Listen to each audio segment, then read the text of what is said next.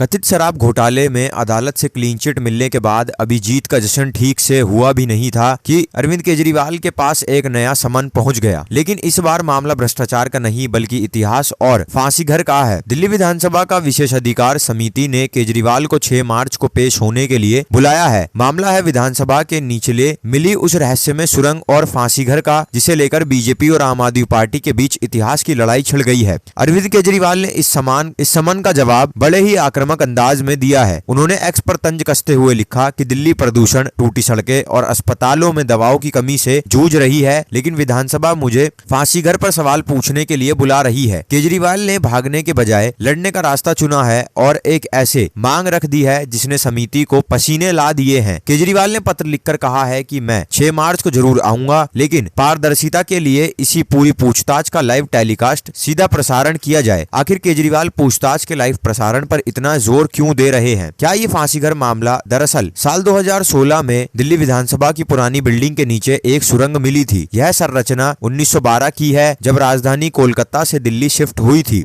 2021 में स्पीकर रामनिवास गोयल ने दावा किया कि यह एक फांसी घर है जो कि यहाँ मिला है, जहाँ स्वतंत्रता सेनानियों को फांसी दी जाती थी। आम आदमी पार्टी की सरकार ने इसका जीर्णोद्धार किया और इसे शहीदी की याद में एक स्मारक के रूप में जनता के लिए खोल दिया। आम आदमी पार्टी के लिए यह एक देशभक्ति का प्रतीक है, लेकिन बीजेपी के लिए यह कुछ और ही है। बीजेपी ने इस पूरे मामले को इतिहास के साथ छेड़छाड़ करार दिया है। बीजेपी का दावा है कि केजरीवाल सरकार जिसे फांसी घर बताकर वाहवाही लूट रही है, वह असल में अंग्रेजों के जमाने का एक टिफिन रूम, जलपान गृह था। बीजेपी का आरोप है कि राजनीतिक लाभ के लिए एक साधारण कमरे को फांसी घर बताकर इतिहास को गलत तरीके से पेश किया गया। इसी विवाद की जांच विशेषाधिकार समिति कर रही है, जिसने अब केजरीवाल को मुख्य आरोप या गवाह के तौर पर कटघरे में खड़ा किया है। अब सबकी निगाहें 6 मार्च पर टिकी हैं। क्या विशेषाधिकार समिति केजरीवाल की लाइव टेलीकास्ट वाली मांग मानेगी? अगर कार्रवाई लाइव होती है तो यह देश का पहला ऐसा मामला होगा जहां किसी पूर्व सीएम समिति के सामने पूछताछ जनता के सामने होगी। केजरीवाल इस मौके का इस्तेमाल अपनी क्लीन इमेज और बीजेपी के झूठे आरोपों को बेनकाब करने के लिए करना चाहते हैं। यह जंग अब सिर्फ एक कमरे की पहचान ही नहीं बल्कि राजनीति साख भी बन चुकी है। शराब घोटाले मामले में बरी होने के बाद फांसीगर विवाद केजरीवाल के लिए एक नई अग्नि परीक्षा है। क्या यह सुरंग केजरीवाल के लिए नई मुसीबत लाएगी या फिर वह इसे भी बीजेपी के खिलाफ एक हथियार बना लेंगे? क्या वाकई वह फांसीगर है या फिर सिर्फ राजनीति का एक और अखाड़ा? 6 मार्च को होने वाली पूछताछ दिल्ली की राजनीति में नया मोड़ लाएगी।